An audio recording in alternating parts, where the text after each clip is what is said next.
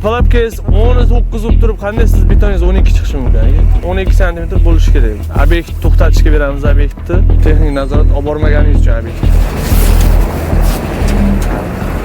Vazirlar Mahkamasining 2025-yil 21-oktyabrdagi 660-sonli qaroriga muvofiq 2025-2026 yillarda respublika bo'ylab kanallar va sug'orish tarmoqlarini betonlashtirish hamda rekonstruksiya qilish ishlari amalga oshirilmoqda.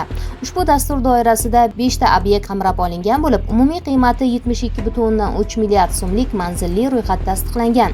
Qarorga asosan barcha obyektlar bo'yicha bosh loyihachi va bosh pudratchi tashkilotlar belgilanib, moliyalashtirish ochilgan.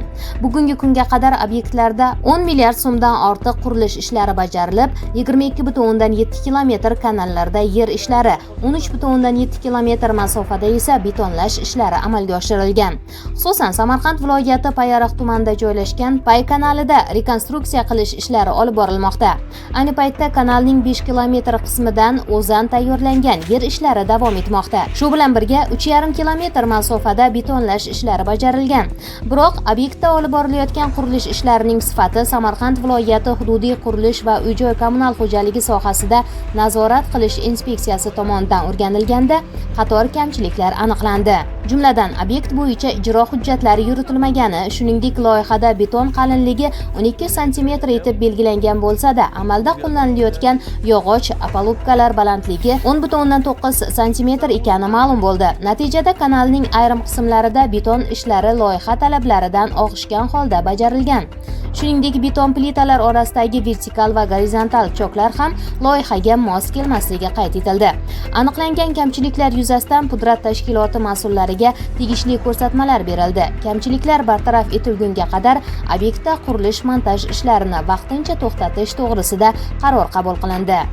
Bugun mana Payariq tumanidagi Poy kanalini 14,8 kilometrni rekonstruksiya qilish obyektiga kelganmiz. Monitoring jarayonida aniqlangan kamchiliklar yuzasidan yozma ko'rsatmalar beryapmiz hamda ba'zi bir qo'pol xatoliklar sababli bugungi kunda obyektni to'xtatish beryapmiz, obyekt qurilish montaj ishlarini. Shuningdek, loyihadan og'ishgan holda shoflarga robotlarni joylashtirishda yuzaga kelgan kamchiliklar yuzasidan hamma og'zaki ham yozma ravishda ko'rsatmalar berilyapti. Ko'rsatma talablari berilgan muddatlarda bajarilmagan taqdirda ma'muriy javobgarlik to'g'risidagi kodeksning tegishli moddalariga asosan javobgarlikka tortilish yuzasidan ogohlantirilgan emas.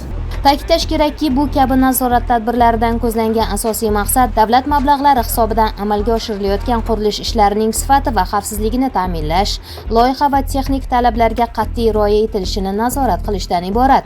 Aniqlangan kamchiliklarni o'z vaqtida bartaraf etish orqali sug'orish infratuzilmasining uzoq muddat xizmat qilishi, suv yo'qotishlarining oldi olinishi hamda qishloq xo'jaligi yerlarini barqaror suv bilan ta'minlashga erishish ko'zda tutilgan. Joylarda nazorat tadbirlari davom etmoqda.